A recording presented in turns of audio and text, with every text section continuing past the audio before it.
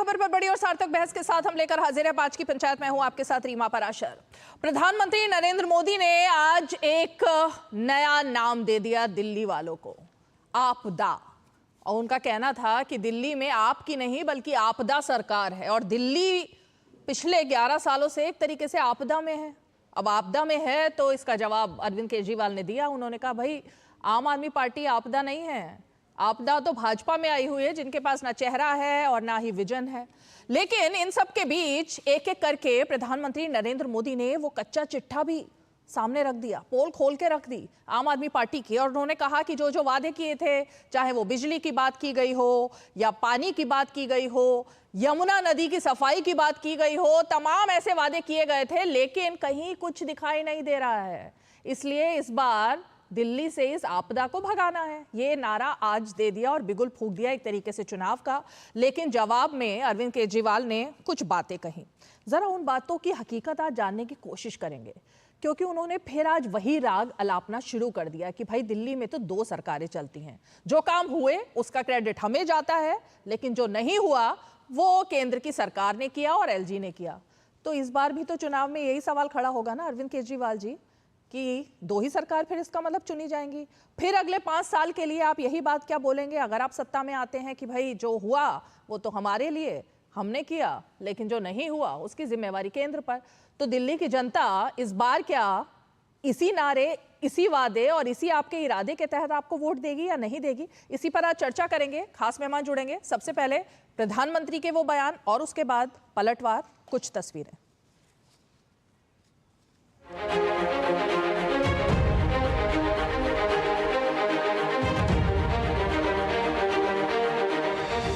हजारे जी को सामने करके कुछ कट्टर बेईमान लोगों ने दिल्ली को आपदा में धकेल दिया। शराब के ठेकों में घोटाला, बच्चों के स्कूल में घोटाला, गरीबों के इलाज में घोटाला, प्रदूषण से लड़ने के नाम पर घोटाला, भर्तियों में घोटाला। ये लोग दिल्ली के विकास की बात करते थे, लेकिन ये लोग आपदा बनकर दिल्ली पर टूट पड़ी है। ये लोग खुलेआम भ्रष्टाचार करते हैं और उसका महिमा मंडन भी करते हैं। एक तो चोरी, ऊपर से सीना चोरी। आपदा दिल्ली में नहीं आई, आपदा भाजपा में आई हुई है। 3 तरह की आपदा भाजपा में आई हुई है। पहली आपदा, भाजपा के पास सीएम चेहरा नहीं है। दूसरी आपदा, भाजपा के पास नैरेटिव नहीं है, उन्हें पता ही नहीं चुनाव किस मुद्दे पे लड़ना है। तीसरी आपदा, भाजपा के पास कोई भी एजेंडा नहीं है इस चुनाव के लिए। तो 3 आपदा भाजपा के अंदर आई हुई है और एक आपदा दिल्ली में आई हुई है, वो है कानून व्यवस्था। मैं भी कोई शीश महल बना सकता था, लेकिन मेरे लिए तो मेरे देशवासियों को पक्का घर मिले, यही एक सपना था। जो दिल्ली के लोगों ने केंद्र सरकार चुनी थी, बीजेपी की, उन्होंने 10 साल में एक भी ऐसा काम नहीं किया जो कि आज प्रधानमंत्री जी अपने 43 मिनट के भाषण में आप लोगों को गिना के गए होंगे। समग्र शिक्षा अभियान के तहत जो पैसे भारत सरकार ने दिए, ये दिल्ली में ऐसी सरकार बैठी है जिसको दिल्ली के बच्चों के भविष्य की परवाह नहीं है। जो पैसे शिक्षा के लिए भारत सरकार ने दिए, आधे पैसे भी पढ़ाई के लिए खर्च नहीं कर पाए लोग। प्रधानमंत्री जी 10 साल लग गए आपको 3 कॉलेजों की शिला रखने में। जितना टाइम आपको 3 शिलान्यास रखने में लगा, उतने टाइम में हम लोगों ने 22,000 क्लासरूम बना दिए, 3 नई यूनिवर्सिटी बना दी, 6 नए यूनिवर्सिटी कैंपस बना दिए और 11 नए वोकेशनल कॉलेजेस बना दिए। ये आपदा दिल्ली पर आई है और इसलिए दिल्ली वालों ने आपदा के विरुद्ध जंग छेड़ दी है। दिल्ली का वोटर दिल्ली को आपदा से मुक्त करने की ठान चुका है। दिल्ली का हर नागरिक कह रहा है, दिल्ली का हर बच्चा कह रहा है, दिल्ली की हर गली से आवाज आ रही है, आपदा को नहीं सहेंगे, बदल के रहेंगे।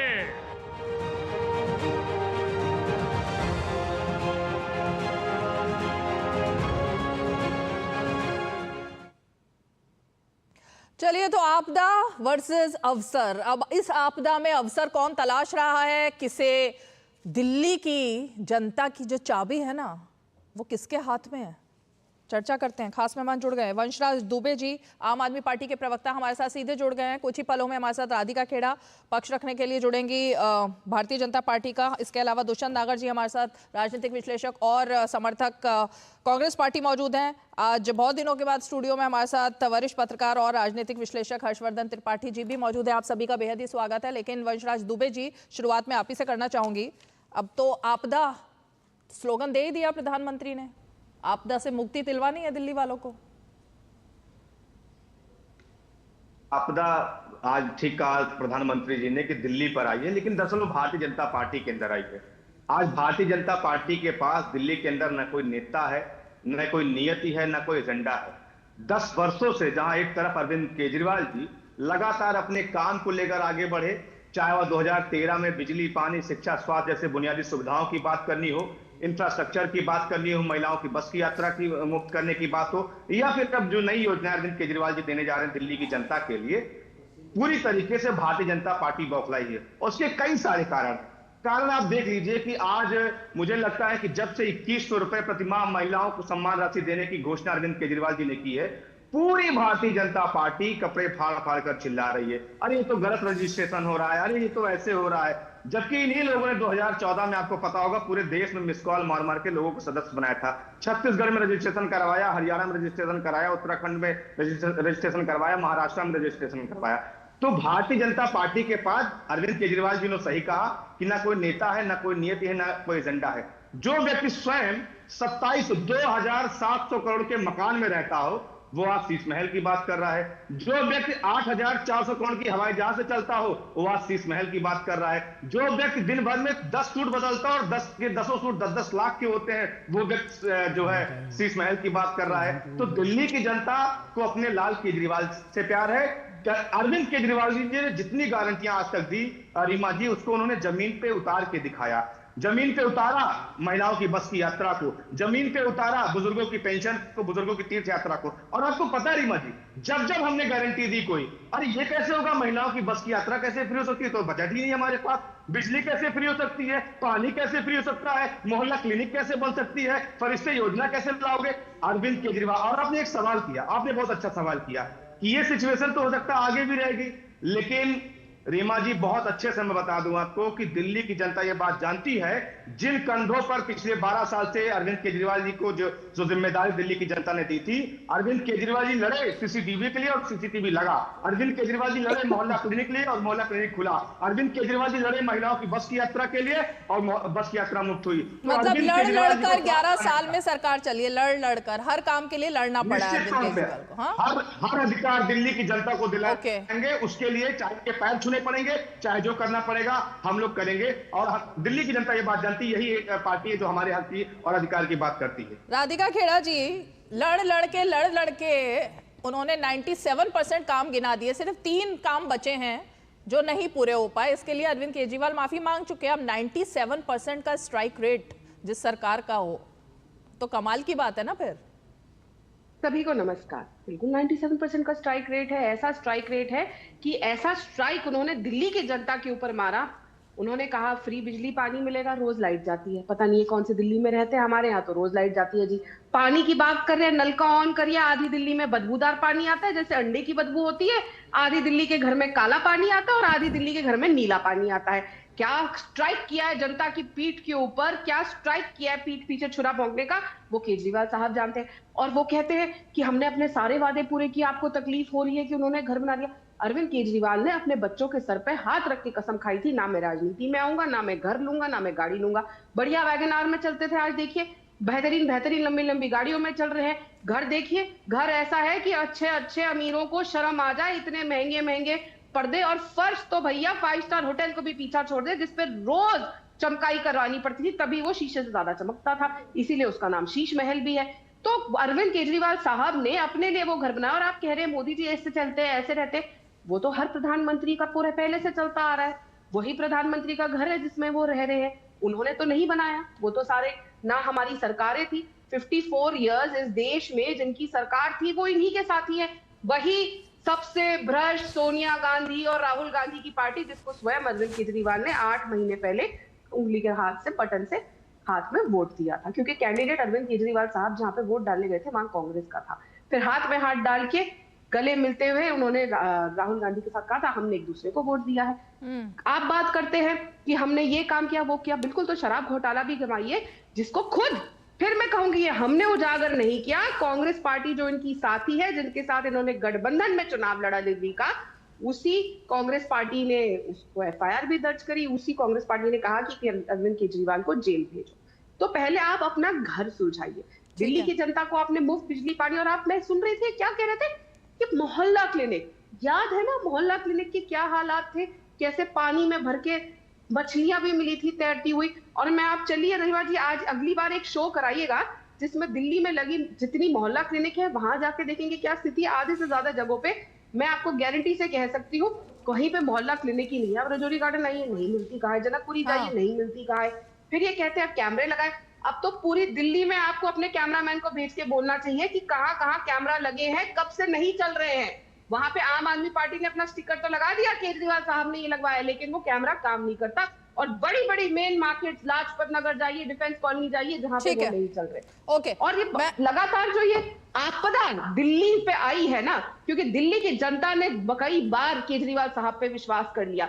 आखिरी विश्वास किया था जस्ट 5 साल पहले, बिल्कुल कोरोना शुरू होने के पहले। और ऐसी आपदा आई आपको चुनने के बाद कि दिल्ली के लोग सांसों के लिए, ऑक्सीजन के लिए तरस गए।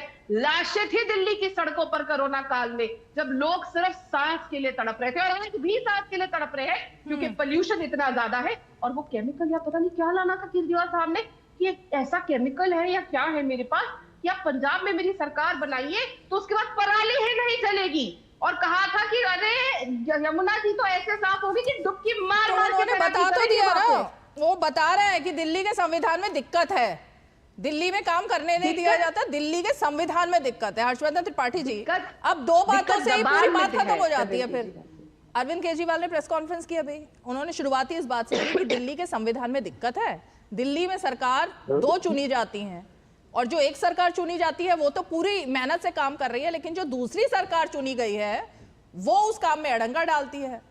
तो अब जब संविधान में ही दिक्कत है तो फिर तो बात ही खत्म। देखिए, मुझे लगता है कि अरविंद केजरीवाल ये जो पॉलिटिकल पैंतरेबाजी थी अब उनको नुकसान करेगी, क्योंकि अगर वो ये कह रहे हैं कि दिल्ली के संविधान में दिक्कत है, हमारे पास कोई अधिकार नहीं है, हमको काम करने में बड़ी मुश्किल हो रही है। अब उनका शानदार घर बन गया जिसको कोई शीश महल कहता है, कोई कुछ बताता है, और वो तो हमको नहीं पता था, ठीक है, और सब तो ठीक है, लेकिन ठंडा गर्म पानी कमोड में भी चाहिए। ये तो मतलब बहुत ही जो शाही लोग होंगे, ऐश वाले लोग होंगे, वो कहते हैं कि इसके बाद दूसरा कोई सीएम आएगा वो भी वहीं रहेगा जैसे अब आतिशी रह रही हैं। ये तो कहने की बात हो गई ना, लेकिन आपने अपने लिए ये सब चाहिए, हमें ये इच्छा जाहिर की ना, भाई कोई और आएगा वो उसका उपयोग करेगा, उसकी इच्छा हो गई कि इससे ऊपर वाला जो अपग्रेडेड वर्जन हो वो चाहिए, तो बात अलग है। लेकिन आपकी ये सारी इच्छाएं थी, जो कोई बहुत शाही किस्म से कोई रहता हो, कोई सुख सुविधाओं के उपभोग के चरम पर हो, तो वही इस तरह की चीजें रखता है, वरना सामान्य घरों में नहीं होता है। तो एक तो उनकी छवि टूटी है। दूसरा, जब वो बार बार ये कह रहे हैं कि संविधान रोकता है काम करने से, तो दिल्ली की जनता उनको क्यों चुनेगी? और मुझे संदीप दीक्षित की वो बात बड़ी महत्वपूर्ण लगी। एक तो ये शीला जी के समय में हम लोगों ने दिल्ली को पूरा बदलते हुए देखा है, संयोग से उनके जो 15 साल थे वो दौर भी हमने देखा और कैसी दिल्ली सचमुच शानदार हो गई। और सोचिए अरविंद जी जेल जाते हैं और उसके बाद निकल कर कहते हैं कि अब हम सड़कों का निरीक्षण करेंगे। तो क्या भैया रोलर अरविंद जी को चलाना था, डामर अरविंद जी को डालना था, या पेंटिंग वेंटिंग अरविंद जी या आतिशी या सौरभ या संजय सिंह को करना था? किसको करना था?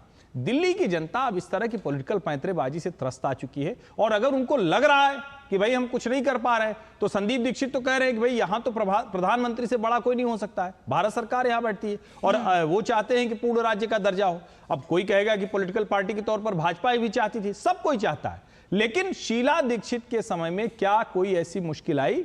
दिल्ली ने मेट्रो, फ्लाईओवर, सड़क शानदार काम करते हुए देखा। इन 10 सालों में, बल्कि 11 साल से अधिक में अरविंद केजरीवाल की सरकार ने सिर्फ पॉलिटिकल पैंतरेबाजी की, वरना 19 में भी टोटी से पानी और 24 में भी टोटी से पानी, तो भैया वो वाला पानी ही पी लेते। इसका मतलब कि पानी अभी तक साफ नहीं हुआ। और जो मोदी जी ने कहा कट्टर बेईमान, इस वाले से कैसे निकल कर जा पाएंगे, ये मुझे लगता है बड़ा सवाल। वंशराज जी, दुष्यंत जी आ रही हो आपके पास। वंशराज जी, ये बहुत ही आसान तरीका होता है कि हर कमी के लिए जब चुनाव आए तो माफी मांग ली जाए हाथ जोड़कर। अभी आपने खुद ही कहा कि हम पैर भी पकड़ेंगे, हाथ भी जोड़ेंगे, लेकिन काम करवाएंगे। अब खुद अरविंद केजरीवाल कह रहे हैं कि हाँ कुछ घरों में नलों का पानी ठीक नहीं आ रहा, लेकिन आएगा, मैं 100% नहीं कर पाया, करूंगा। फिर बिजली को लेकर के भी यही बात की जाती है कि कर देंगे, अभी हो नहीं पाया ठीक से। हर बात में माफी, 5 साल के बाद, 10 साल के बाद और अगले 5 साल के लिए। तो ये तो बड़ा आसान तरीका है, माफी मांग लो और जनता के बीच में कह दो अच्छा अब की बार माफ करो, अगली बार नहीं होगा। नहीं रीमा, देखिए हम पूरी ईमानदारी के साथ दिल्ली की जनता के बीच में जो वादे गारंटी लेकर गए, हमने उसको पूरा किया। जो नहीं पूरा कर पाया, अरविंद केजरीवाल जी ने उसके लिए जनता से कहा कि हम इसको भी करके दिखाएंगे। लेकिन मैं क्या क्या नहीं पूरा हुआ? एक मिनट, क्या क्या पूरा हुआ पहले वो बता दो आप। क्या क्या पूरा हुआ? 5 बातें वो बताएंगे और फिर पूरा नहीं हुआ उस पर बात करेंगे। नहीं, अब मैं पूरी बात तो सुन लीजिए मेरी। हाँ। पूरे हिंदुस्तान के अंदर कोई एक नेता बता दीजिए जिसने 2020 के चुनाव में या उसके पहले या अभी तक ये कहा हो कि अगर हमने काम किया तो आप हमारे काम पर वोट करिएगा। अगर सब लोग यही कहते हैं, हर सरकार यही बोलती है, काम पर ही वोट मांगा जाता है भाई। देश के प्रधानमंत्री नरेंद्र मोदी का एक बयान सुना दीजिए, राहुल गांधी का एक बयान सुना दीजिए कि उन्होंने कहा कि अगर हमने काम किया तो हमारे काम पर वोट करिएगा। तो मोदी जी क्या कहते हैं कि काम पर वोट नहीं देना? क्या कहा जाता है? मोदी जी तो 15 लाख लाने की बात कर रहे थे, 2 रोजगार देने की बात कर रहे थे। 2020 में कहा था कि दिल्ली वालों 2022 तक जो झुग्गियां हैं सबको तोड़कर मैं पक्का मकान बना दूंगा। 1700 मकान मात्र बनाए हैं, 3 लाख झुग्गियां उन्होंने उजाड़ दी है। और सुनिए, गुजरात चुनाव में जब अरविंद केजरीवाल जी की एंट्री हुई तो प्रधानमंत्री भागे गए एक टेंट वाला सरकारी स्कूल बनाने के लिए। जिस गुजरात से प्रधानमंत्री जी आते हैं वहां तक तो सरकारी स्कूल बना नहीं पाए, और यहाँ राधिका खेड़ा और हर्षवर्धन त्रिपाठी जी बैठकर अरविंद केजरीवाल जी के ऊपर तंज कस रहे हैं। दिल्ली की जनता को वोट करना है रीमा जी, दिल्ली की जनता को। राधिका खेड़ा और अरविंद, 30,000 रुपए। एक सेकंड भाई, सुनिए वंशराज जी, हर्षवर्धन त्रिपाठी और राधिका खेड़ा तंज कस रहे हैं, चलिए उनको साइड में रखिए। हाई कोर्ट की बात तो सुनते हैं ना, 2 बार, 1 महीने में 2 बार हाई कोर्ट ने कहा आपके इन स्कूलों के लिए कि सत्ता का अहंकार चरम पर है, और ये सख्त टिप्पणी की कि किस तरह से ना बच्चों के पास स्कूल है, ना किताबें हैं, उनकी दिलचस्पी सत्ता में है ही नहीं, बल्कि सत्ता का अहंकार है और सत्ता पाने में लगे हुए हैं। ये तो कोर्ट ने कहा, इसमें हर्षवर्धन त्रिपाठी ने भी नहीं कहा और राधिका खेड़ा ने भी नहीं कहा। तो बार बार कोर्ट क्यों आपको याद दिला रहा था फिर स्कूलों की दशा को लेकर? अरविंद केजरीवाल जी की स्कूलों का जब इतिहास आप देखती हैं तो अरविंद केजरीवाल जी के स्कूल की तारीफ जो अमेरिका के राष्ट्रपति की पत्नी थी उनको प्रधानमंत्री जी घसीट रहे थे, आइए गुजरात चलिए मैं दिखाता हूँ स्कूल, आइए उत्तर प्रदेश चलिए सरकारी स्कूल दिखाता हूँ। लेकिन वो कहाँ गई? वो दिल्ली के सरकारी स्कूल देखने गई। कोर्ट से ज्यादा आपको अमेरिका पर विश्वास है ना? ठीक है, अरे मेरी बात सुनिए, मेरी बात सुनिए। कोई भी कमी होगी उसको सरकार पूरा करती है, और वही नेता अच्छा नेता हो तो जो साथ स्वीकार करे कि हाँ ये कमी है। राधिका खेड़ा जवाब देंगी, फिर हर्षवर्धन जी। राधिका खेड़ा जवाब। अरे भाई, अमेरिका में जब ट्रंप की पत्नी ने स्वागत कर दिया तो फिर हाई कोर्ट ने अगर निंदा कर दी तो क्या वक्त है? मैं राधिका खेड़ा से पूछ रही हूँ भाई, रुकिए राधिका जी। मैं इनसे पूछना चाहती हूँ, क्या ये कभी गुजरात होके आए हैं? गुजरात पे टिप्पणी कर रहे हैं आप। गुजरात के सरकारी स्कूल, गुजरात की सड़कें, गुजरात के हॉस्पिटल आपने देखे हैं? नहीं देखे यार, आपने वहां पे काम किया? क्योंकि मैंने गुजरात में काम किया है जब मैं कांग्रेस पार्टी में थी। डेढ़ हाँ, वही साल मैं कह रहा रीमा हूं। जी मैं वहां पे प्रभारी थी युवा कांग्रेस की, क्या सड़कें थी। और मैं हमेशा से ये बात बोलती थी कि हम कभी गुजरात नहीं जीत सकते, क्योंकि लगातार जो भारतीय जनता पार्टी वहां जीतती आ रही है, इसलिए आ रही है क्योंकि चाहे गांव हो चाहे शहर हो, बढ़िया सड़कें हैं, बढ़िया फैसिलिटीज है, चाहे हॉस्पिटल्स हो, चाहे गवर्नमेंट हॉस्पिटल्स हो, चाहे गवर्नमेंट स्कूल्स हो, वहां के पूरा देश बच्चे देखा इतनी होगा। प्रोग्रेस करते हैं, इतना पढ़ते हैं। और सबसे इंपॉर्टेंट चीज, वहां महिला सुरक्षा इतनी सेफ्टी है कि रात को 1 बजे भी अकेली लड़की गुजरात में चल के जा सकती है और जैसे- कोई मुड़ के जैसे नहीं उत्तर प्रदेश देखता। में। मैं आपके बीच जैसे में उत्तर नहीं बोली प्रदेश थी, अब आप चुपचाप सुनिए, थोड़ी हिम्मत रखिए, या अरविंद केजरीवाल मत बनिए यहाँ पे। और मैं एक गाना नहीं, आपके मैं सामने जैसे लाइन में उदाहरण कहना दे रहा हूं चाहूंगी। अरे चुप हो जाओ, मैं आपके सामने एक लाइन कहना चाहती हूँ। देखिए, बार बार ये बात करते हैं, हमने स्कूल दे दिए, ये कह दिए। जब एजुकेशन पॉलिसी बननी थी ना, तो इनके जो एजुकेशन मिनिस्टर थे वो बना रहे थे शराब की पॉलिसी, जिसकी वजह से वो अभी भी बेल पे छूट के आए हैं। लेकिन जहां मोदी जी जहां है, वहां जहां झुग्गी वहां मकान, लेकिन जहां केजरीवाल जहां मकान वहां दारू। उन्होंने इंश्योर किया कि घर घर में दारू पहुंचे, उन्होंने ठीक है। इंश्योर किया स्कूल घर कॉलेज के पास शराब की दुकानें बने। ये तो लोगों को, दिल्ली की जनता को उठ के आना पड़ा और कहना पड़ा। रीमा जी जो ये पॉलिसी लेकर आए थे, हर गली में, हर मोहल्ले में शराब के ठेके खुल गए थे। ठीक है। स्कूल शिक्षा की बात करते हैं, जिसने शिक्षा पॉलिसी बना रही थी वो गली गली ठेके खोलने का काम करा था। लोगों को इकट्ठा होकर कहना पड़ा हमारे यहाँ पे ठेके नहीं, वो तो बंद करो। दोनों पोर्टफोलियो ये काम उनके इन्होंने पास घर थे घर ना, करने शिक्षा का का भी किया। उन्हीं के पास था और एक्साइज भी, तो क्या कर सकते हैं उसमें तभी तो। लेकिन हर्षवर्धन जी शिक्षा का में नाम ध्यान लिया था, दिया ना। क्योंकि मैं एक ये बार जो हर्षवर्धन जी से रणनीति- कमेंट लूंगी, फिर आगे दुष्यंत जी। नहीं, हर्षवर्धन जी। देखिए, मुझे बड़ा आश्चर्य होता है कई बार रट कर आने पर यह सब मुश्किल होती है कि कौन होगा जिसने अपने काम पर वोट मांगा। अब हम तो देख रहे हैं अरविंद केजरीवाल अपने किसी काम का जिक्र नहीं करते हैं, जब सर पे आ जाता है तो उसका कुछ जवाब देते हैं। आपको शिक्षा मॉडल, स्वास्थ्य मॉडल, ये सब कुछ सुनाई दे रहा है क्या? आपको कुछ नहीं, क्या सुनाई दे रहा है? पुजारी ग्रंथी सम्मान योजना करेंगे। जब तक उनके पास सत्ता थी तो इमामों को, मौलवियों को देते रहे, अब सुनते हैं उनका भी पैसा नहीं रहा है। आपके पास पंजाब में सरकार है, यहां नहीं करने दे रहे हैं ना एलजी महोदय। यहां अमित शाह रोज फोन कर देते हैं, कहते हैं मत करने दो भाई। लेकिन पंजाब में कौन रोक रहा भगवंत मान को? वहां महिलाओं को पैसा क्यों नहीं दिया? वहां पुजारियों ग्रंथियों को क्यों नहीं दे दिया? कम से कम कुछ काम तो किया हो। निजी तौर पर मैं ये इसके सख्त खिलाफ हूं, किसी पुजारी, मौलवी, पादरी, किसी को भी नहीं दिया जाना चाहिए, ग्रंथी किसी को भी, धार्मिक व्यक्ति को। हाँ, सरकार अगर नियंत्रण मंदिरों पर कर रही तो उसका पैसा वो दे, लेकिन किसी और को नहीं दिया जाना चाहिए। लेकिन सवाल यह है कि क्या अरविंद केजरीवाल के पास कोई काम बताने के लिए नहीं है? पॉलिटिकल पैंतरेबाजी से 10 साल अच्छे निकाले, अब नहीं दिख रहा है कि वो काम करेगा। और यहां तक कि जो दिल्ली की सड़कें हैं ना, दिल्ली तो वैसे भी वर्ल्ड क्लास रहती है क्योंकि यहां केंद्र सरकार का भी पैसा लगता है। गुजरात तो मैं तो जा रहा हूं लगातार, तो जानता हूं, वहां आम आदमी पार्टी के लोग भी चुनाव प्रचार में थे। लेकिन दिल्ली की जो कॉलोनियों की, मोहल्लों की सड़क है, वहां सचमुच चले जाइए, आप कितनी भी अच्छी गाड़ी में होंगे, आपको एहसास होगा कि हाँ, आप किन गड्ढों से गुजर रहे हैं। दुर्भाग्य है दिल्ली का। दुष्यंत दागर जी, मतलब कांग्रेस पार्टी इस वक्त अगर कोई एग्रेसिव दिख रहे हैं तो एक सिर्फ संदीप दीक्षित। अब उनका समझ में आता है कि शीला दीक्षित को तो भर भर कर गालियां दी गई थी, भर भर कर अरविंद केजरीवाल ने गालियां दी थी, तो संदीप दीक्षित उनका जवाब दे रहे हैं। लेकिन सबको एक क्वेश्चन मार्क लगा करके बात की जा रही है कि क्या कांग्रेस पार्टी अरविंद केजरीवाल के साथ है या बाद में साथ होगी, क्योंकि उस तरह का जो एग्रेशन दिखाई देना चाहिए वो तो नहीं दिख रहा ना। नहीं, इस तरह के जो भी प्रश्न है उनका कोई औचित्य नहीं है। कांग्रेस पार्टी चुनाव लड़ रही है, पूरी ताकत के साथ लड़ रही है, एकजुट होकर लड़ रही है। अजय माकन, अलका लांबा, संदीप दीक्षित, अनिल चौधरी, सारे जितने भी लीडरशिप है सब प्रचार कर रहे हैं और सारे अच्छे लीडर्स जो हैं वो सब चुनाव भी लड़ रहे हैं और कांग्रेस पार्टी की ही सरकार बनेगी।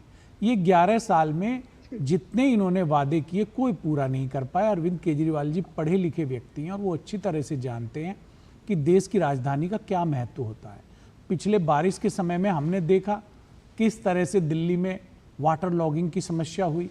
उसके बाद आप देखिए पॉल्यूशन कितना बढ़ गया, सांस लेने तक में लोगों को दिक्कतें होती रही, बार बार ग्रेफ 4 लागू करना पड़ा। उसके अलावा देखिए कूड़े के निस्तारण की बड़ी बड़ी बातें करते हैं क्या जो आज प्रधानमंत्री ने बोला है आपदा, दिल्ली में देखिए सरकार नहीं आपदा है। मैं प्रधानमंत्री के साथ स्वयं को नहीं जोड़ना चाहता, लेकिन मैं एक विफल सरकार दिल्ली की सरकार को मानता हूं जो कूड़े के निस्तारण से लगा के एक स्वस्थ ऑक्सीजन जो सांस लेने लायक वायुमंडल तक नहीं दे पाई। जो शीला दीक्षित जी के टाइम पे विकास हुआ, बेतहाशा विकास हुआ, फ्लाईओवर बने, सड़कें बनी, लेकिन उसके साथ 19% नई हरियाली को दिल्ली में ऐड किया गया। दिल्ली को साफ सुथरा और स्वच्छ बनाया गया। हर मोर्चे पे हर तरीके से अरविंद केजरीवाल साहब की सरकार पूरी तरह से विफल हो गई है। और आज वो बात किसकी कर रहे हैं? आज वो बात कर रहे हैं फलाना पंडित जी को दे दीजिए, ग्रंथी साहब को दे दीजिए, मौलाना साहब को दे दीजिए। ये आप तो देश की राजनीति बदलने आए थे केजरीवाल साहब। आप तो बड़ी बड़ी बातें करते थे, आपने तो छोड़ा नहीं किसी को, पूरे देश के नेताओं को भ्रष्टाचारी बता दिया। आज आपकी पार्टी के नेता क्यों छोड़ छोड़ के आपको जा रहे हैं? आपके ऊपर क्यों लोग सवाल उठा रहे हैं? तो ये 11 वर्ष का इनका कार्यकाल एक ऐसा काल अवधि है जो भविष्य में याद रखा जाएगा, सिर्फ असत्य और मिथ्या प्रचार के लिए। Okay, Radhika ji quick reaction, फिर मुझे वंशराज जी पर जाना है। रीमा जी, आपने बहुत अच्छा सवाल बोला एक, और आप एक जो बात बोली कि संदीप दीक्षित जी सिर्फ अग्रेसिव दिख रहे हैं।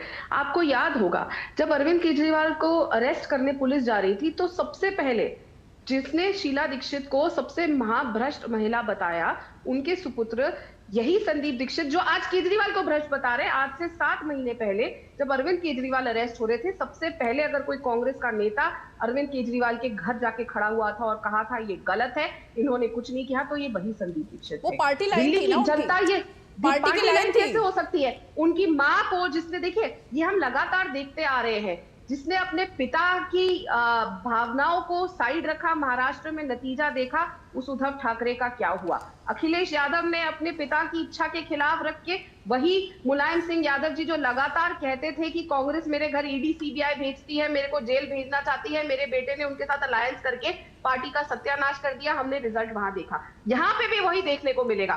तो ये जो ड्रामा चल रहा है ना कांग्रेस और आम आदमी पार्टी का, वो दिल्ली की जनता देख रही है। दिल्ली की जनता को देख रहा है कौन उनको मकान दे रहा है, कौन यहाँ यूनिवर्सिटीज पढ़ा रहा है, ईस्ट एंड नॉर्थ कैंपस के अंदर और चीजें पढ़ रही है, कॉलेजेस पढ़ रही है, रहने के लिए लोगों को जगह मिल रही है, वर्ल्ड क्लास फैसिलिटीज। तो जनता सब देख रही है। वंशराज जी, दिल्ली के संविधान में तो दीक्षित मतलब शीला दीक्षित की सरकार थी तब भी थी ना आपके मुताबिक संविधान में, तो इसका मतलब जब से दिल्ली है तब से दिक्कत है। तो संविधान में दिक्कत में वही सरकारें काम कर लेती थी, तभी दिल्ली यहां तक पहुंच पाई। लेकिन ऐसा क्यों है कि आप ही के सामने ये दिक्कतें आ रही हैं और बार बार आएंगी? आपने कह दिया है पहले से ही कि हाँ अभी भी आएंगी, 5 साल भी आएंगी, 2030 तक आएंगी। रीमा जी, अरविंद केजरीवाल जी की आपने प्रेस कॉन्फ्रेंस सुनी होगी। उन्होंने कहा कि दिल्ली में 2 तरीके की सरकार है। हाँ। एक तो केंद्र की सरकार है और एक दूसरी दिल्ली की राज्य सरकार है। सबको पता है। दिल्ली की जनता ने जो बुनियादी सुविधाएं थी, यानी जो दिल्ली की जो बिजली की व्यवस्था थी, पानी की, स्वास्थ्य की, शिक्षा की, इंफ्रास्ट्रक्चर की, उसकी जिम्मेदारी अरविंद केजरीवाल जी को दी और अरविंद केजरीवाल जी ने उसको भरपूर करके दिखाया। जो काम नहीं हुआ उसको भी अरविंद केजरीवाल जी ने एक्सेप्ट किया, उसको भी हम आगे करेंगे। वंशराज जी, मैं यही पूछ रही हूँ कि क्या 11 साल पहले दिल्ली में बिजली नहीं थी, पानी नहीं था, कुछ भी नहीं था? क्या अरविंद केजरीवाल के दिल्ली में आने के बाद ही सब कुछ होना शुरू हुआ है? ये संविधान में दिक्कत। पूरा तो कर दीजिए आप। दूसरा, दिल्ली की जनता ने एक जिम्मेदारी थी भारतीय जनता पार्टी को कि दिल्ली की कानून व्यवस्था को ठीक किया जाए। आज दिल्ली आपको पता है गुंडों का शहर बन के रह गया है। दिल्ली में आए दिन अपराध हो रहा है, महिलाओं के साथ बलात्कार हो रहा है, छेड़छाड़ की घटनाएं बढ़ रही हैं, रंगदारी मांगी जा रही है, सरेआम गोलियों से उड़ाया जा रहा है। लेकिन मुझे लगता है कि दिल्ली की जनता इस बात को जान रही है कि भारतीय जनता पार्टी जिसके पास एलजी, जो वहां दिल्ली के अंदर बैठ के जिनको कानून व्यवस्था को जिम्मेदारी जिनके पास थी, आज अमित शाह भी चुपचाप बैठे हुए हैं, एलजी महोदय भी सुबह से लेकर शाम तक, और अभी आपने मंच पे भी दिखाया कि भारतीय जनता पार्टी के मंच पे बैठे हुए हैं। आपने अरविंद केजरीवाल जी के ऊपर सवाल किया। अरविंद केजरीवाल जी ने क्या कहा था 2013 के चुनाव में कि हम बिजली हाफ करेंगे, हमने बिजली माफ किया। भाजपा कांग्रेसी चिल्लाए कि कैसे करोगे, हमने करके दिखाया। 200 यूनिट बिजली माफ, 400 यूनिट तक बिजली हाफ। हमने वहां पर महिलाओं की बस यात्रा मुक्त की, भाजपा कांग्रेस से चिल्लाए कैसे करोगे, आज हमने किया है। मुझे लगता है यात्रा की शराब के ठेकों में घोटाला, बच्चों के स्कूल में घोटाला, गरीबों के इलाज में घोटाला, प्रदूषण से लड़ने के नाम पर घोटाला, भर्तियों में घोटाला, ये 5 घोटाले प्रधानमंत्री ने गिनाए। ये घोटाले थे या नहीं थे? ये प्रधानमंत्री गिना रहे। कौन प्रधानमंत्री? वही तो पूछ रही हूँ। जिनके घर के अंदर एक वॉशिंग मशीन है, जहां 70,000 करोड़ के आरोपी को डुबोया जाता है और अजीत पवार को भ्रष्टाचारी अजीत पवार को निकाला जाता है, जहां हेमंत विश्व शर्मा जो क्वार्टर घोटाले का आरोपी था उसको डुबोया जाता है। हर्षवर्धन त्रिपाठी जी, ये उस पार्टी के प्रवक्ता घोटालों पर और ये तमाम चीजों पर बात कर रहे हैं जो जब हम रामलीला मैदान में जाते थे और आप भी थे वहां पर, हम लोग देखते थे ना कि एक एक का नाम ले लेके तालियां बजवाई जाती थी। कौन सबसे बड़ा भ्रष्ट? शीला दीक्षित। कौन सबसे बड़ा भ्रष्ट? राहुल गांधी। कौन सबसे बड़ा भ्रष्ट? और प्रणब मुखर्जी का भी नाम लिया गया ना, पी चिदम्बरम सबसे बड़े भ्रष्ट, मायावती भ्रष्ट, अखिलेश यादव भ्रष्ट, लालू यादव भ्रष्ट, और तालियां बजती थी। सिर्फ तो नाम नहीं लिया गया पर था रीमा जी, बाकायदा जो बहुत ही खराब कृत्य था कि लोगों के चेहरे पर क्रॉस लगा दिया गया था, प्रणव दा के चेहरे पर भी क्रॉस लगा दिया गया था और राष्ट्रपति थे। दुर्भाग्य की बात ये कि ये संविधान को नहीं मानते। संविधान दिल्ली का नहीं खराब है, संविधान इनकी नजर में कोई महत्व तो नहीं रखता है, इसीलिए इन्होंने अपने पार्टी तक का संविधान बदला है। क्या अरविंद केजरीवाल के अलावा कोई और राष्ट्रीय संयोजक नहीं हो सकता? कितने वर्ष हो गए, कितने वर्ष हो गए? 2011 में मुझे जहां तक ध्यान आ रहा है ये पार्टी बनी थी। क्या हुआ उसके बाद? और अब ये जो कट्टर ईमानदार थे, इनके ऊपर इतने गंभीर आरोप हैं, उससे क्या दिल्ली की जनता बिल्कुल देखेगी नहीं? उससे क्या एकदम ये मुक्त हो जाएंगे? मुझे लगता है ये बड़ा संकट है। और सबसे बड़ी बात, जिस हेल्थ और एजुकेशन मॉडल की बात करते हैं, ये कह रहे हैं कि हमको कुछ करने नहीं दिया जाता, हमने ये किया, लेकिन जब पूछो ये क्यों नहीं हो पाया, तो कहते हैं चूंकि एलजी साहब ने रोक दिया। मैं फिर कह रहा हूं, अब ये नहीं चलेगा कि अमित शाह रोज फोन करके और रोक देते हैं इसलिए हमारा काम नहीं होता है। इस दिल्ली में काम होते हुए हम सब ने देखा है और अरविंद केजरीवाल को एक रास्ता मिल गया, जहां उनको बजट देना है, जहां उनको एक रास्ता निकालना है, गुंजाइश निकालनी है, वहां उनको कोई दिक्कत नहीं होती, अपने लिए सब काम कर लेते हैं, अपना घर भी बन जाता है, वो टोटो कमोड भी लग जाता है, दुनिया में पता नहीं क्या क्या चीजें हम तो जानते हैं। क्यों नहीं रोका गया एलजी की तरफ से? तो ये स्थिति है। घर बनाने के लिए क्यों एलजी ने कोई उसमें रोक टोक नहीं की? मतलब उसके लिए खुली छूट दे दी, लेकिन और किसी काम के लिए एलजी एकदम से डंडा दिखा देते हैं, ऐसा क्यों होता है?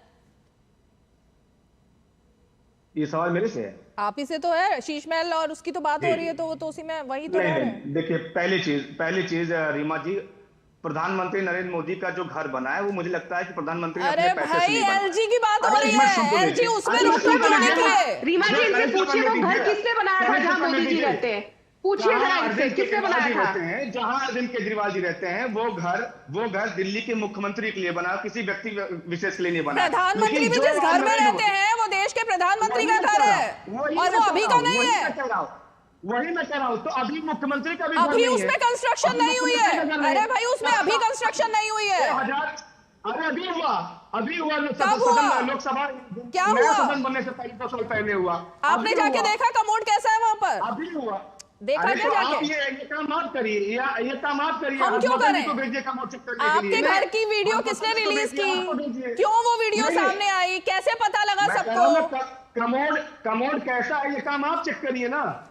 कमोड पे कौन खा के क्या कैसे करता है वो सब काम आप लोग चेक करिए। हमने तो ये नहीं कहा प्रधानमंत्री कमोड बैठते हैं। हमारे कहने का मतलब है अरविंद केजरीवाल जी ने जो गारंटी दिल्ली की जनता को दी, उन्होंने उसको पूरा करके दिखाया। 27 करोड़ के घर में रहते हैं, 10 लाख का सूट दिन भर में बदलते हैं, 84 रिपीट कर रहे हो आप बार-बार वही बात रिपीट कर रहे हो। कुछ नई बात है? आप सुबह से लेकर आप बार-बार वही बात रिपीट कर रहे हो। आप वंशराज की बात नहीं करती, आप महिलाओं की आप बार-बार वही बात कर रहे हो। इंफ्रास्ट्रक्चर की बात नहीं करती। शिक्षा पर आपने अदालत के फैसले पर बात नहीं की। आपको एक्चुअली जो हर्षवर्धन जी ने कहा कि रटा रटाया, आप एक स्क्रिप्ट लिखकर लाए हैं, आप बार बार वही शब्दावली का इस्तेमाल कर रहे हैं। लेकिन जो सवाल है, सवाल तो बदलेंगे और सवालों पर जवाब भी बदलेंगे। रटा रटाया एक हर्षवर्धन त्रिपाठी जी ने नहीं बताया कि दिल्ली में इमामों को जो तनख्वाह मिलती है वो सुप्रीम कोर्ट के आदेश के बाद मिलती है। वक्त बोल देता है। आज हमने पंडितों के लिए, पुजारियों के लिए व्यवस्था कर दी तो आपके पेट में पीड़ा हो रही है। आज हमने गंजियों के लिए व्यवस्था कर दी तो आपके पेट में पीड़ा हो रही है। क्यों पीड़ा हो रही भाई? क्यों पीड़ा हो रही है? एक सांसद को 5,000 यूनिट बिजली महीने की मुफ्त मिलती है। अगर एक आम आदमी को 200 यूनिट बिजली मुफ्त मिल गई तो उनको पीड़ा इसलिए हो रही है क्योंकि पैसा दिया ही नहीं जा रहा है। एक लाइन सिर्फ, ये वाला बहुत पुराना हो गया। ये बहुत दिनों से आप बोल रहे थे सांसद को इतना मिलता है, विधायक को इतना मिलता है। अब अरविंद केजरीवाल और उनकी पूरी सरकार भ्रष्टाचार के आरोपों में आकंठ डूबी हुई है और जिस तरह के शानो शौकत सुविधा के साथ रह रहे हैं, अब ये वाली डायलॉगबाजी बंद कीजिए, पॉलिटिकल पैंतरेबाजी बंद कीजिए। और क्या भ्रष्टाचार बताइए ना। आप यहाँ बैठ के कोर्ट का आदेश आप पढ़ेंगे, आप कौन से भ्रष्टाचार की बात करते हैं? दिखाइए ना, कोर्ट ने क्या आदेश किया है। अरे कमाल है, ये अदालत तय करेगी, एजेंसी तय करेगी, हम थोड़ी ना तय करेंगे। मैं अरविंद केजरीवाल की तरह बेईमान थोड़ी ना हूं कि मैं कह दूं फलाना भ्रष्ट धमाका। मैं कह रहा हूं गंभीर भ्रष्टाचार के आरोपों से जूझ रही। हर्षवर्धन त्रिपाठी जी, आप भारतीय जनता पार्टी की जो कोख से पैदा हुई एबीपी है, आप उससे निकले हुए छात्र, मुझे पता है आप बड़े हैं, मैं है क्या आम आदमी पार्टी से आप अश्लील अभद्र होने के अलावा कुछ उम्मीद ही नहीं कर सकते।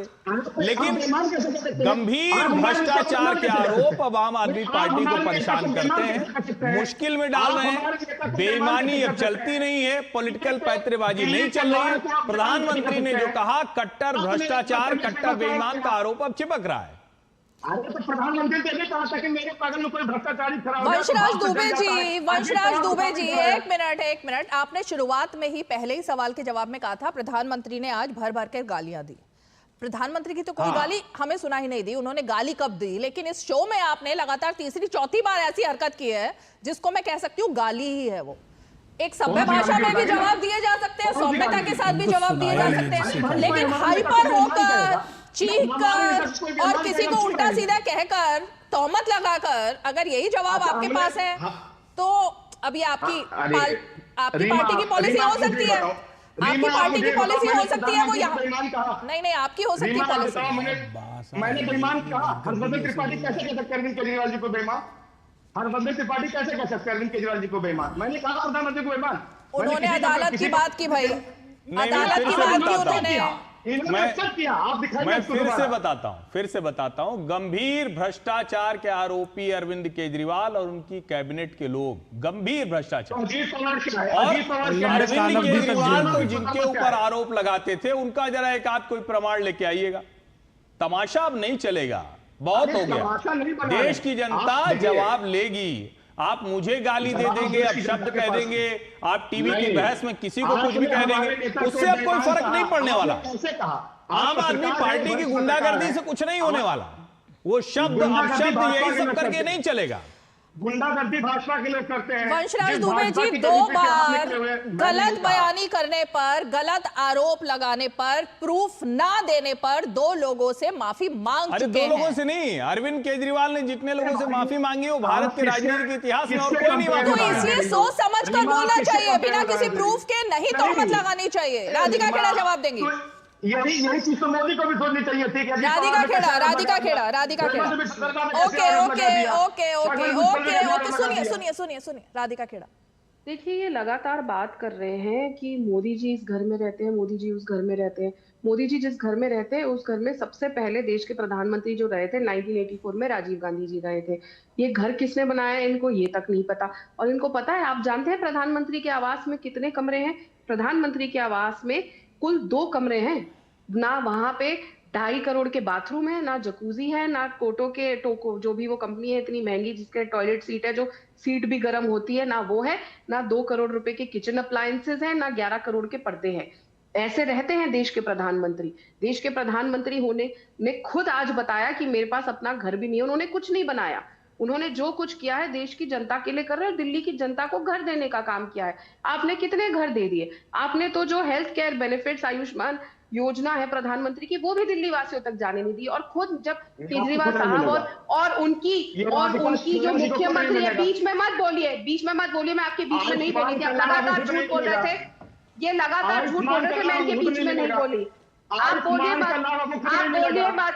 आपको याद है ना? आपको प्लीज इनकी आवाज। अरे भाई, एक ही बात क्यों रिपीट कर रहे हैं आप वैशराज जी? एक ही बात क्यों रिपीट कर रहे हैं? सुनने का भी तो मादा रखिए ना थोड़ा सा। सुनिए।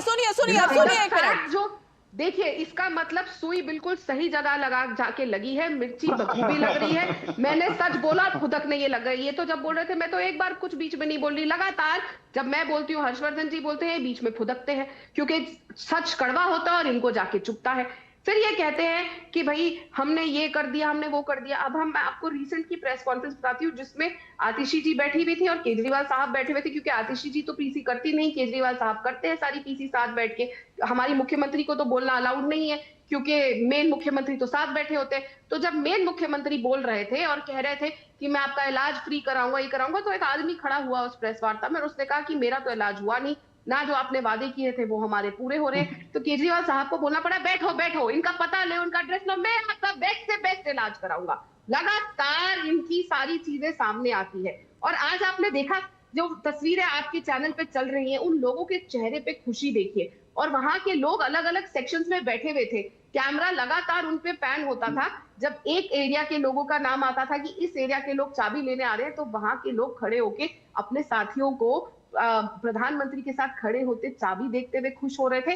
और इस बात से खुश हो रहे थे कि आज उनको ऐसे घर में रहने का मौका मिलेगा जहां पे बच्चों के लिए प्लेग्राउंड है, जहां फैसिलिटीज है, बिजली, पानी, और जहां एलिवेटर्स, लिफ्ट है। सिर्फ देश की अपने लिए एलिवेटर लगाना, 4 स्टोरी फ्लोर घर बनाना, महंगे महंगे पर्दे लगाना, पानी और बिजली की सुविधाएं लाना तो नहीं होता। देश की जनता को एक चीज और रीमा जी जो सबसे महत्वपूर्ण है, सबका साथ सबका विकास आज आपको स्टेज पे देखने को मिला।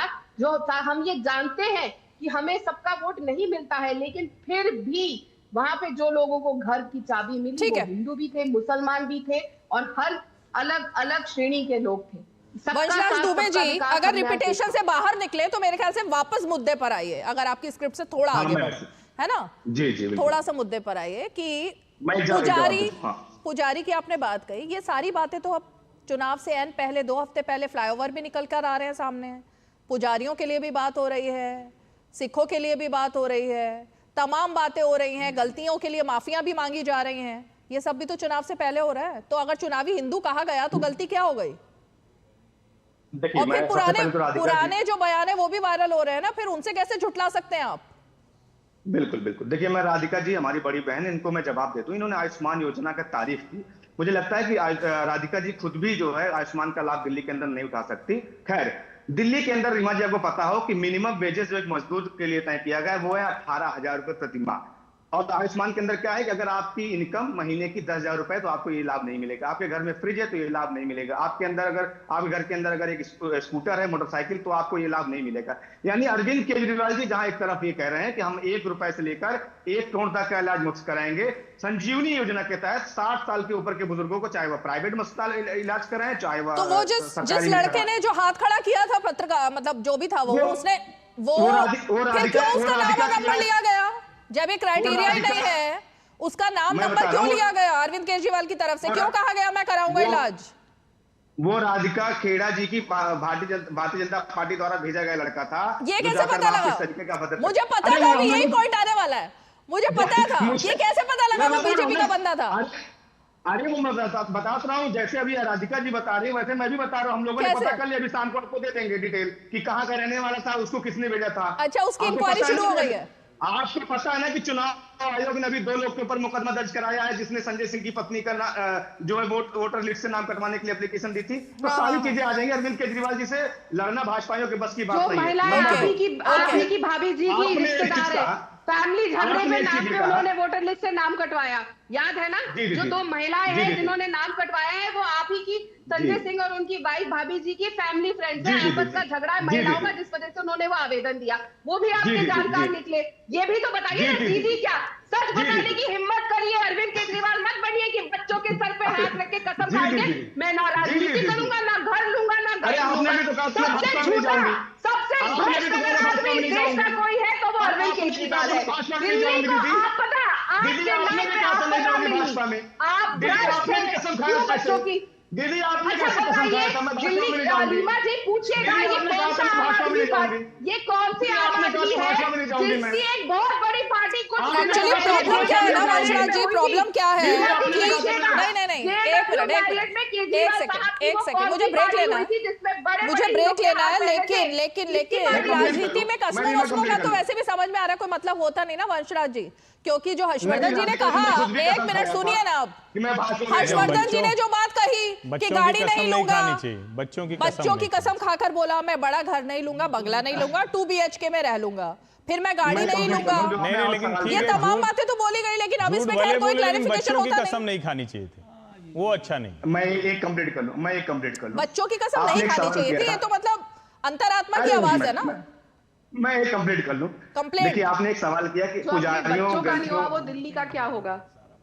दीदी पुजारियों और ग्रंथियों के बारे में नहीं आपने नहीं कहा। नहीं, देखिए, अंतरात्मा की आवाज की बात अब आपने फिर पलटी खा ली। अभी बात हो रही थी बच्चों की झूठी कसम नहीं खानी चाहिए, बस बात खत्म। मैं उसी पर मैं इतनी बातों के लिए माफी मांगी है, इसके लिए भी मांग लीजिए। मैं पूरी बात करूं। अरे कितनी बार माफी मांगी है, इसके लिए भी मांग लीजिए। बच्चों की झूठी कसम नहीं खानी चाहिए। 30,000 करोड़ का बजट था हमारा 2013 में। बच्चों की झूठी कसम नहीं खानी चाहिए। अरे रीमा जी मेरी बात तो सुनिएगा। अरे इस पर भी माफी मांग लीजिए ना।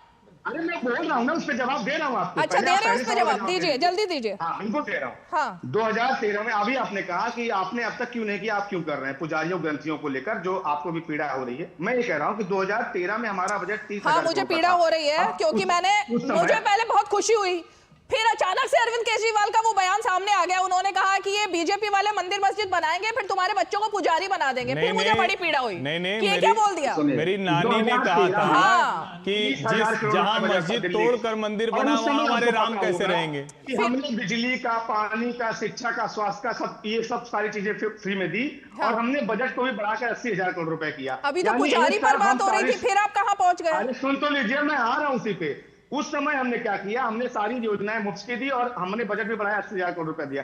आज हम किसी की भक्ति का वेतन नहीं दे रहे हैं। हमारा कहने का मतलब यह है कि पुजारियों का भी अपना परिवार होता है, ग्रंथियों का भी अपना परिवार होता है, उनको भी 18,000 रुपए मिलना चाहिए। तो 11 साल से नहीं था परिवार, 11 साल से परिवार नहीं था पुजारियों और ग्रंथियों का। आदेश पर, जैसे सुप्रीम कोर्ट के आदेश पर इमामों को मिलता है, वक्फ बोर्ड देता है, वैसे ही पुजारी ग्रंथियों को मिलते हैं। भारतीय जनता पार्टी इमामों को भी बैठी हुई है, सरकार है, स्वास्थ्य केंद्र में बैठी हुई है, किसी भी पुजारी को नहीं दिया। आपने किसी पुजारी को आपने क्यों नहीं दिया? आपने पुजारियों को क्यों नहीं दिया? ग्रंथियों को क्यों नहीं दिया? 10 साल से आप चीन में बैठी हुई है, 12 राज्यों में आपकी सरकार है, आपने क्यों नहीं दिया? आप नफरत क्यों करती हैं? अच्छा ठीक है, अब बताइए। ओके बच्चों वाली बात बताइए। बच्चों वाली बात फिर ब्रेक लेते हैं। 18 महीने से क्यों बैठे हैं, जिनको वादा किया था पैसे देने का और उनको 18 महीने से नहीं मिली है। बच्चों की कसम, बच्चों की कसम। जिन मौलानाओं को आप चिमटे से नहीं छूना, आपने कहा था अभी उस पर आएंगे आप, आपने बोला था वंशराज जी, अभी मैं उसी पर आ रहा हूँ। वंशराज जी सुनिए, 50% आपने कहा मैं अभी उसी मुद्दे पर आऊंगा जो बच्चों की कसम खाने वाली बात थी। इस पर कुछ बोलेंगे क्या? नहीं देखिए, मैं फिर तो कह रहा हूँ कि देश के प्रधानमंत्री ने कहा था ना कि कोई भी भ्रष्टाचारी मेरे बगल में बच्चों की कसम पर बात हो रही है। बच्चों की कसम प्रधानमंत्री ने नहीं खाई, उनके बच्चे नहीं है। अरे भाई जिसने बच्चों की कसम खाई उसकी बात हो रही थी। बच्चों की कसम, हेमंत विश्व शर्मा भस्म हुआ, बच्चों की कसम, नारायण राणे भस्म हुआ, परवेश वर्मा 1100 रुपए बांट रहा है। परवेश वर्मा 1100 उसका बच्चों की कसम खाने से क्या लिंक है? नहीं क्यों नहीं लिंक है भाई, क्यों नहीं लिंक है? चेहरा ने भी तो कसम खाया था कि हम भाजपा में नहीं जाएंगे। आप बताइए, मतलब कसम छूटी थी। ओके ठीक है, बात खत्म हो गई। हर्षवर्धन जी ये जवाब मिल गया है। मैंने कोई कसम नहीं खाई थी, दिखा दो। मैंने कोई कसम नहीं खाई थी, मैंने कोई कसम नहीं खाई थी, मैंने कोई कसम, अरविंद केजरीवाल नहीं हो कि मैं कसम खाऊंगी। और हो सकता है देखिए क्या है ना, पार्टी मैं देखिए मैं अब आपको बताती हूँ रीमा जी, क्योंकि मेरे पे डायरेक्ट सवाल है। मैंने कोई कसम नहीं खाई थी, ये दिखा दे। दूसरी बात, इनकी पार्टी में क्या होता है ना कि मुख्यमंत्री आवास पे इन्हीं की राज्यसभा सांसद को मुख्यमंत्री की पीए पीटते हैं, तो ये नहीं समझते हैं कि महिला का सम्मान क्या होता है। तो महिला के साथ जहाँ बदतमीजी और बदसलूकी होती है, अगर वो महिला उस घर को छोड़ के जाती है, इनके घर की, आपके घर की माँ, बेटी, बहन उस घर में काम कर सकती होगी, हमारे घर की माँ मीडिया नहीं जाती उधर।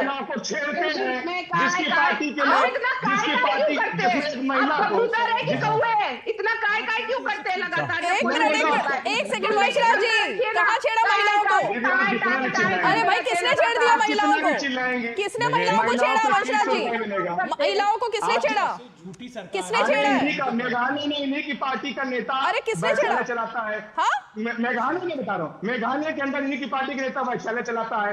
अरे भाई एक सेकंड, हवा में नहीं, फिर माफी मांगनी पड़ेगी आपको, फिर आप मुकर जाओगे। हवा में बात नहीं करनी चाहिए इस तरह से, बिना सबूत के शो पर नहीं आना चाहिए, हवा में बात नहीं करनी चाहिए, पुख्ता सबूत लेकर शो पर आना चाहिए हमेशा। उन्नाव इंटरनेट का आदमी पार्टी का पुराना फॉर्मूला है।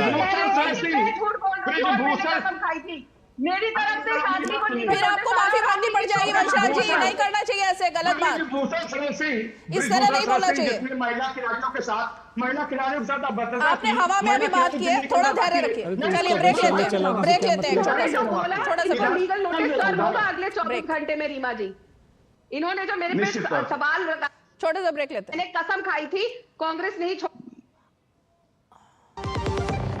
आज सुनो, खाने में कुछ स्वाद नहीं है। अरे किफायती लाल, सस्ते वाले दाल मसाले, स्वाद हुआ बेकार, एकदम बकवास। इधर कीमती लाल को देखो, खाना बना कमाल, MDH की हल्दी मिर्ची धनिया करे कमाल। ये रंग दे, ये खुशबू दे, ये तीखा, ये कम पड़े, समझे किफायती लाल का निराला MDH मसाला।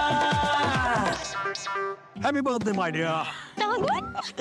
अरे ये क्या एप्सिलॉन? मेरी नई स्कूटी के लिए। ओए बनो सयानी, नहीं तो पैसों पे फिर जाएगा पानी। मतलब? सुनो, ऑनलाइन लर्निंग ऐप्स को जांच परख कर RBI अधिकृत बैंक NBFC से ही आप लोन लीजिए। अनधिकृत ऐप्स या अनजान लोगों से निजी जानकारी शेयर करना यानी धोखा। दादू बन गई सयानी। गिफ्ट नहीं खोलेंगे? RBI कहता है इनसे सुनिए, जानकार बनिए, सतर्क रहिए।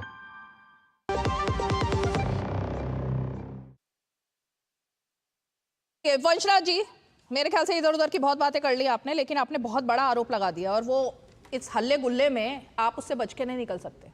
आपने 3 बड़ी बातें कही। 1, बीजेपी के नेता लड़कियां छेड़ते हैं। 2, बीजेपी का नेता वैश्यालय चलाता है।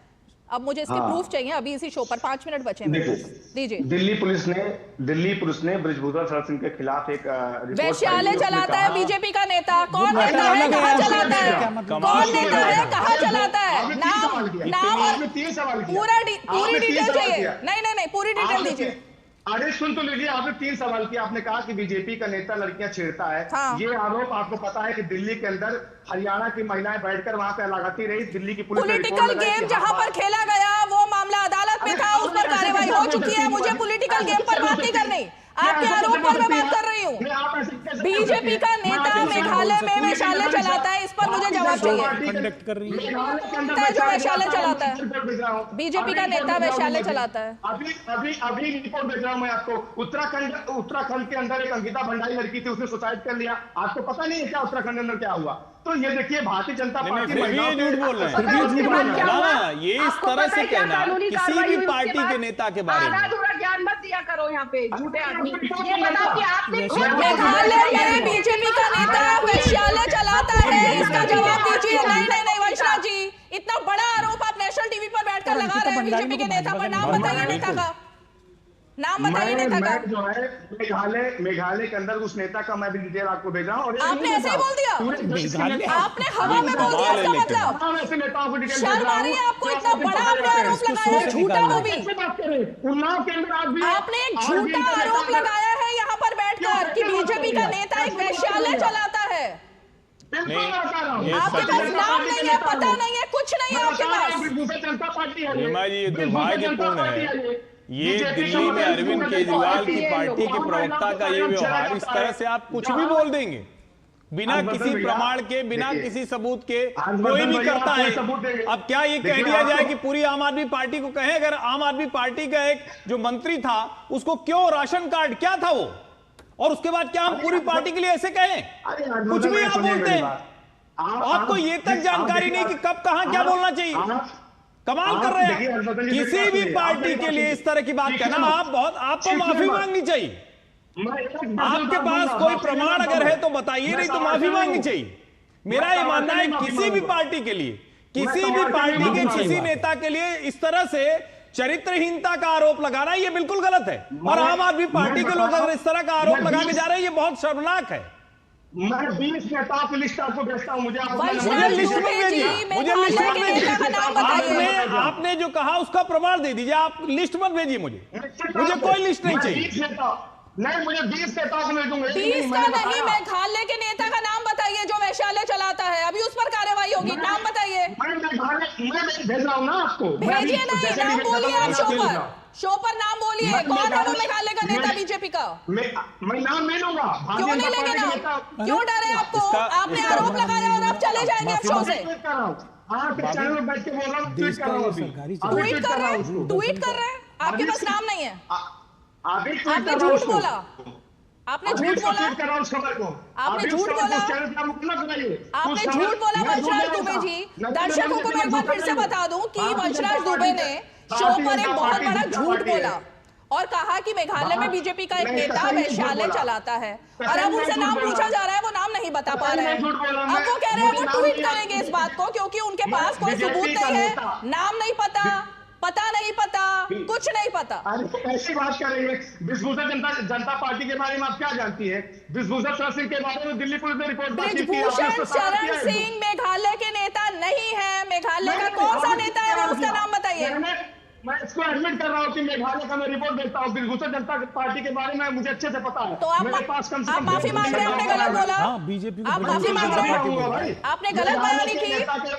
नहीं, बिल्कुल गलत बयानी तो नाम बताइए। रहा हूँ हर्षवर्धन त्रिपाठी जी, ना नाम पता है, ना पता है, हिट एंड रन।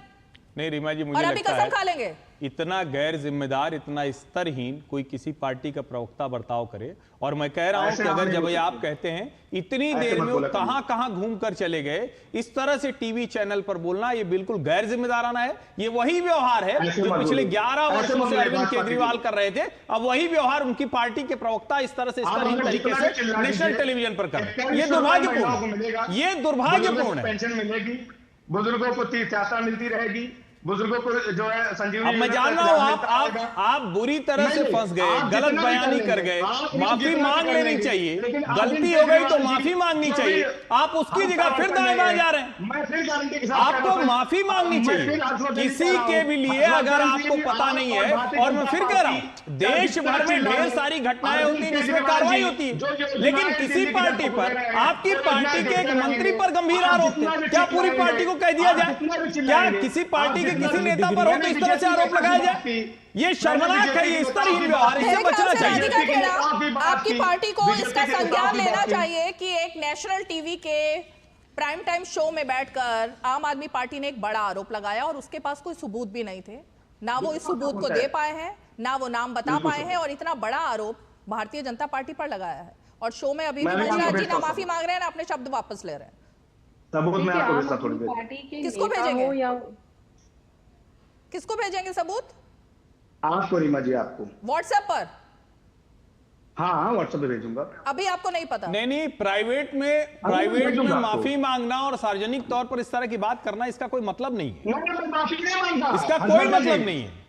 मैं जिस पार्टी से बिल्कुल नहीं करना चाहिए। मुझे व्हाट्सएप पर ज्ञान नहीं चाहिए वंशराज जी। आपको स्पष्ट बात करनी चाहिए। मेघालय के अंदर आप गूगल करेंगे, आपको मिल जाएगा। मुझे गूगल भी नहीं करना है, मुझे व्हाट्सएप का ज्ञान नहीं चाहिए। यहाँ पर आपकी आधी अधूरी और झूठी जानकारी शो पर दिखाई दे गई है और आप एक्सपोज हो गए।